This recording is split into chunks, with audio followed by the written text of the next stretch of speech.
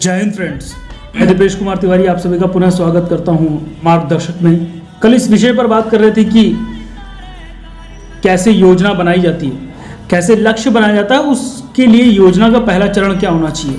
तो लक्ष्य निर्धारित करना यह है पहला चरण। और कैसे लक्ष्य निर्धारित करेंगे, तो आज उसी चीज़ को आगे बढ़ाते हुए दूसरे चरण की बात की जाएगी, जिसमें हर खंड और जैसे मान लीजिए आपने कोई लक्ष्य निर्धारित किया, उसके बाद आपके जो टाइम का डिवीज़न है कि 5 साल में वो लक्ष्य प्राप्त होगा, तो अगले के कुछ चंद दिनों के अंदर आपको क्या करना है, बिंदु का अध्ययन व आकलन। अर्थात आप जो लक्ष्य प्राप्त करना चाह रहे हैं उसके पहले आपको क्या चीज़ करनी है, प्रिपरेशन कैसे करनी है। और इन सारी बातों को समझने के लिए आपको ह्यूमन बिहेवियर समझना पड़ेगा, साइकोलॉजी समझनी पड़ेगी। ह्यूमन साइकोलॉजी, व्यक्ति क्या है, कैसी सोच का है। जैसे कहा गया कि लालची को धन से और विद्वान को सत्य बोलकर कंट्रोल किया जा सकता है। इसी तरीके की ह्यूमन बिहेवियर, ह्यूमन साइकोलॉजी समझना पड़ेगा। लक्ष्य कैसा होना चाहिए, क्या होना चाहिए। सभी का अपना अपना लक्ष्य हो सकता है, छोटा लक्ष्य हो सकता है, बड़ा लक्ष्य हो सकता है। मान लीजिए कि आपने एक छोटा लक्ष्य निर्धारित किया कि हाँ नीट का एग्जाम निकालना है, ये छोटा लक्ष्य, ये सब छोटे छोटे लक्ष्य हैं। बड़ा लक्ष्य क्या है, जम्मू कश्मीर पे कब्जा करना है, आज़ादी लेके रहेंगे। वैसे तो लक्ष्य के विषय में ये कहा गया है कि लक्ष्य सेवा भाव का होना चाहिए। वृक्ष कबहु न फल भके, नदी न संचय नीर, परमार्थ के कारण साधुन धरा शरीर। परमार्थ सेवा, लेकिन सेवा के लिए क्या चाहिए, शक्ति। अगर आप कुछ करना चाहते हैं उसके लिए शक्ति की जरूरत है। प्यार करना चाहते हैं तो उसके लिए शक्ति की जरूरत है। ताकतवर नहीं होंगे तो प्यार करने का आपको अधिकार नहीं है। आपके प्यार की कोई वैल्यू ही नहीं रहेगी नहीं सर। अभी शाहरुख खान आ जाए मान लो सब लोग के बीच में, तो आधे लोग उनको देखने के चक्कर में गिर पड़ेंगे, मर जाएंगे देखने के चक्कर में, क्योंकि बिकॉज ही इज पावरफुल। शक्ति अर्जित कीजिए सर, पहले भी मैं कह चुका हूं। लालची आदमी धन से वश में हो जाएगा, लेकिन विद्वान जो होगा वो सत्य से वश में होगा। अगर आप प्योरली अगर सत्य बोलते हैं, और दूसरी चीज या तो आपके इंटेलेक्ट से, वैसे विद्वान जो हो जाता है या ज्यादा इंटेलिजेंट बुद्धिमत्ता जिसके अंदर आ जाती है, वो ईगो के शिकार हो जाते हैं। उनको सत्य बोलकर वश में किया जा सकता है। देखिए इस दुनिया में कुछ भी गलत नहीं है, कुछ भी गलत नहीं है, सब सही है। एक पर्टिकुलर टाइम पर, एक पर्टिकुलर सर्कमस्टेंसेस पर, एक परिस्थिति में आने पर चीजें सही और गलत वही निर्धारण करती है। आज कई लोग कहते हैं कि भगवान श्री राम ने बाली के साथ छल किया, या चाणक्य ने कूटनीति का इस्तेमाल किया। कूटनीति क्या है? कूट का मतलब होता है कोडेड, कुटिल। एक होता है सरल, एक होता है कुटिल।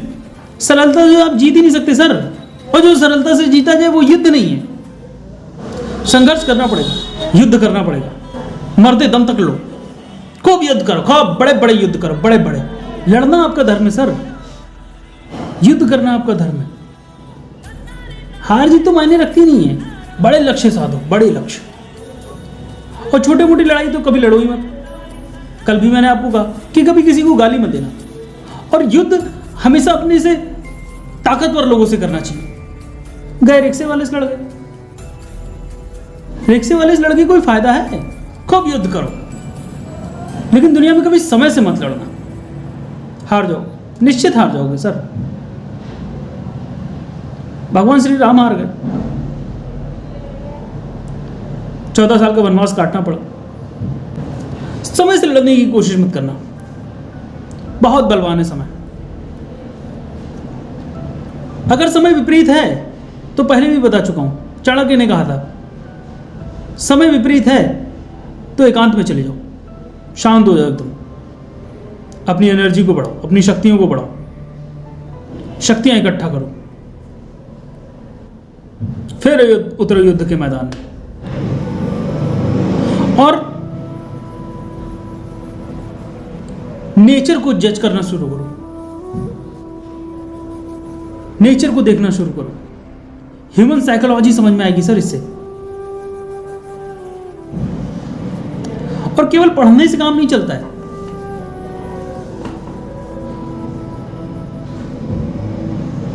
राज वही लोग करते हैं जो समझदार होते हैं, और समझदारी के लिए पढ़ाई जरूरी है। लेकिन पढ़ाई से ही केवल काम नहीं होना है। मार रटे बैठे हैं। अकबर का पूरा खानदान याद कर डाला, किस रंग के कपड़े पहनता था, कितने गधे थे, कि गधे का नाम याद है। लेकिन आईएएस का चौथा अटेम्प्ट दे रहे हैं, निकल नहीं रहा। समझदारी नहीं विकसित हुई सर। समझदारी विकसित करना है। और टैलेंट 99% लाना नहीं है। टैलेंट है जिंदगी के खेल को समझना। और मूर्ख आदमी से कभी बहस मत करो। बहस तो कभी करो ही मत। अपनी नॉलेज का लेवल जांचना है, आईएएस का एग्जाम दे दो, समझ में आ जाएगा। और असली टैलेंट वही है जो प्रेशर में निर्णय ले सकता है, जो विपरीत परिस्थितियों में निर्णय ले सकता है। यहां देखो हालत टाइट है, दिमाग ही नहीं काम कर रहा, पुलिस वाले ने रोक लिया, रोको रोको रोको रोको गाड़ी, समझे में नहीं आ रहा क्या करना है।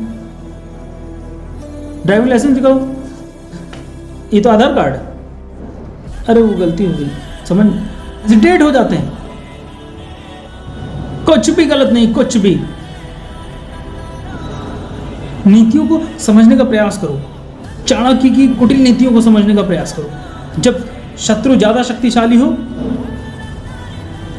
तो उसके मित्र से दोस्ती कर लो चुपके से, क्योंकि मान लो जब तुम कभी युद्ध करने जाओगे तो वो शत्रु जो उसका मित्र होगा, तुम्हारे शत्रु का जो मित्र होगा वो ढाल की तरह काम करेगा।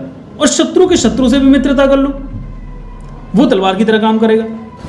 तो ढाल और तलवार तुम्हारे पास रेडी हो जाएगी। और हारने का नाटक करो जब शत्रु बलवान है तो, जैसे उसकी लड़ने की इच्छा शांत हो जाएगी, मार दो। और टेंशन कभी मत लो अपनी लाइफ में, होने दो। कोई कुछ कह रहा है उससे कोई फर्क ही नहीं पड़ता, उससे कोई फर्क पड़ना ही नहीं चाहिए। कोई कुछ भी कहता रहे यार, इतने बड़े हो गए, कमा नहीं रहे हो तो तुमसे मांगने आ रहे हैं। और एक बात बहुत ज़रूरी, कमाने की बात से याद है, अपना अर्निंग सोर्स जरूर बना लो। जैसे ही तुम्हारी उम्र 21, 22, 23, 24 साल की हो, अगर आप मिडिल क्लास फैमिली से हैं तो कहीं ना कहीं अपनी अर्निंग शुरू कर दो। और बताओ किसी को मत, और किसी से फालतू बात ना करो, किसी से फालतू बात मत करो। आप सेवा करना चाहते हो, जब आपका लक्ष्य सेवा होता है, आपको शक्ति की ज़रूरत पड़ती है। शक्ति के लिए संकल्प की ज़रूरत पड़ती है। संकल्प वो साधना से आता है। साधना का मतलब मेडिटेशन, ध्यान।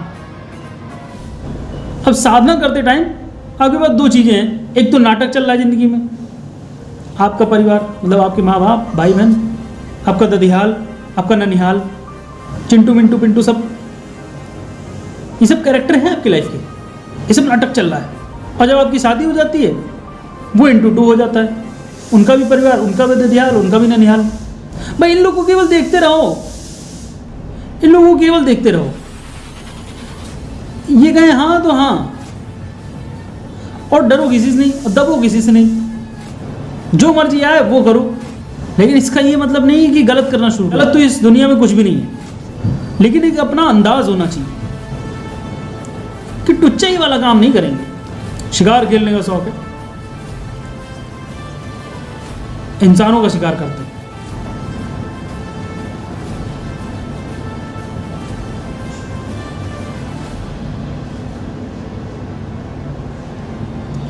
अबे जानवरों को क्यों मारोगे,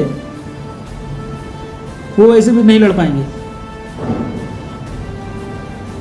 और कोई अगर ड्रामेबाजी की कहानी सुनाने आए कभी, उसको तुरंत जूता मार के भगा दो। कॉन्सेप्ट एकदम क्लियर होना चाहिए, कॉन्सेप्ट क्लैरिटी होनी चाहिए, क्या चाहिए, क्या अचीव करना है, बस। इसके आगे किसी की नहीं सुनिए, बट तो कुछ है ही नहीं, फिर उसमें फंस जाओगे ना। अरे ये तो एनसीईआरटी में नहीं लिखा है, संविधान में ये धारा लग जाएगी, जो गलत लग रहा है उसके खिलाफ आवाज़ उठाओ, गाली दो मत, बगावत करनी है बगावत करो, विद्रोह करो, रिवॉल्ट, क्रांतिकारी हो तुम लोग। और किसी लक्ष्य को प्राप्त करना है तो चुपचाप अपने रास्ते पर चलो, शक्ति अर्जित करो, अटैक करो, सिंपल तो है। तो ये जो चरण है जो मैंने बताया है कि जो आपने बनाया, मान लीजिए कि आपको जम्मू कश्मीर पे कब्जा करना है, आपने लक्ष्य बना लिया, कारण ढूंढ लिए कि जम्मू कश्मीर में अपना राज्य होगा। उसका कारण क्या है? हम बैठेंगे यहाँ, हम शहंशाह बनेंगे जम्मू एंड कश्मीर के, नाम भी बदल देंगे, जम्मूवंत रख देंगे, जम्मूवंत के राजा हैं। लक्ष्य बना लिया आपने, लक्ष्य को खंडम तोड़ दो, ये सोच लो कितने समय में अचीव होगा। और ये सब पता करने करो कैसे? अब ये भी तो सवाल उठता है कि मान लीजिए कोई लक्ष्य निर्धारित कर लिया तो उसका समय सीमा हम कैसे बांधे? अबे तो अपनी ताकत देखो ना, एनालिसिस अपना खुद का करो। जब राज्य जीतने की बात है तो पहले सोचो घर कैसे जीता जाए।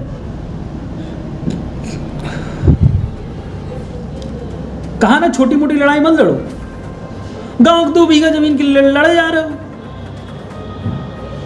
दे दो 2 बीघा जमीन, जाने दो, हटाओ दिमाग से। अबे तुम्हारी नजर 2 बीघा जमीन पे है, मौका लगेगा पूरा घर ही कब्जा कर लेंगे, पूरे सल्तनत ही कब्जा कर लेंगे। 2 बीघे जमीन के लिए लड़ रहे हो, उसी में बीपी हाई हुआ जा रहा है, उसी में शुगर मरे जा रहे हो। जम्मूवंत पे राज करेंगे, जम्मूवंत के राजा। अब उसको देखो कि तुम्हारे पास कितनी चीज़ें चाहिए, उधर पाकिस्तान से भी बचाना है, उधर चीन से भी बचाना है, इधर हिंदुस्तान से भी बचाना है, तो नीति लगाओ। पहले देखो सबसे बड़ा तुम्हारा शत्रु कौन है, शत्रु के शत्रु को लड़ा दो, भारत को लड़ा दो चीन से, भारत को लड़ा दो पाकिस्तान से। अरे पाकिस्तान ले जम्मू कश्मीर लेके रहेंगे, अब होगा फैसला, चीन को पाकिस्तान से लड़ा दो। ये सब करने में रिसोर्सेज कितना चाहिए, कितना समय चाहिए?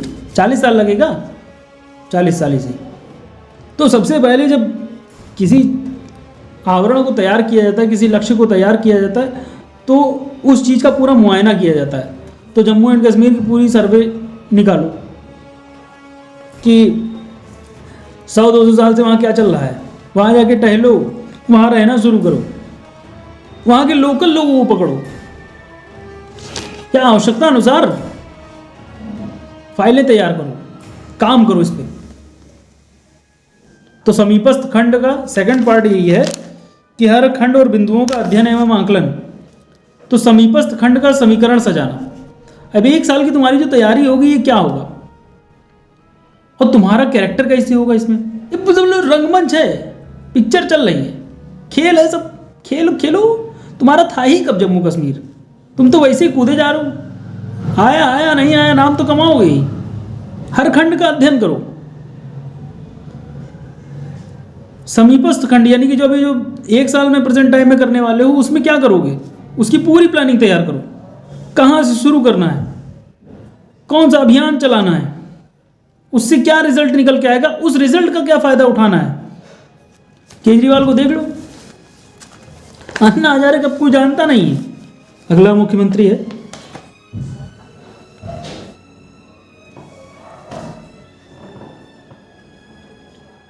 ये प्लानिंग है सर, तेज दिमाग का आदमी है, ब्यूरोक्रेसी से निकल के गया है। घबराने की जरूरत नहीं है, लक्ष्य चाहे कितना भी बढ़ाओ, पहाड़ कितना भी बढ़ाओ, उसको टुकड़ों में तोड़ दो। और तोड़ने की नई नई टेक्निक्स आ गई हैं मार्केट में, उन टेक्निक्स से अपडेट होते रहो, बस काम तो और आसान है। और हर आदमी को जीता जा सकता है, लालची को धन से, विद्वान को सत्य से, बलवान को शौर्य दिखाकर। तरीके तरीके के प्रलोभन हैं, तरीके तरीके के प्रलोभन। ये नेता, ये पुरोहित, ये सब क्या करते हैं, ये डर और प्रलोभन, इनका व्यापार इसी पे चलता है, डर और प्रलोभन से। पूरी दुनिया में सारे धर्म भाईचारे की बात करते हैं, भाईचारे की, यूनिटी की, और सबको एक चीज से नफरत है। शराब से सबको नफरत है, क्योंकि सब जानते हैं शराब का एक घूंट जाते ही अंदर सबके अंदर भाईचारा उमड़ जाता है। शराब कुछ नहीं करता, थोड़ी देर के लिए आपके सबकॉन्शियस माइंड को ढक देता है, तो व्यर्थ की चिंताएं निकल जाती हैं। होश में कोई किसी को भाई नहीं कहता। 2 घूंट अंदर गया तो भाई मेरा, ऐसे चाहिए, ऐसे की क्या बात कर रहे हो? पूरा पर्स ही दे दिया, ये लो ले जाओ। पता चले पर्स में 1 रुपया नहीं था, लेकिन पर्स जरूर देगा वो आपको। दुनिया के छोटे छोटे कॉन्सेप्ट्स हैं, बहुत छोटे छोटे कॉन्सेप्ट, और जिसकी कॉन्सेप्ट क्लियर है वही जो है राज करता है, और जिसकी कोई कॉन्सेप्ट ही नहीं है वो लेबर क्लास है, और मिक्स्ड कॉन्सेप्ट वाले मिडिल क्लास वाले हैं। जो राजशाही वर्ग है, जो राज करता है, उसके कॉन्सेप्ट क्लियर हैं। क्या उसके लिए दारू खराब नहीं है? क्या उसके लिए दारू खराब नहीं है, सिगरेट खराब नहीं है, लेकिन वो पीता है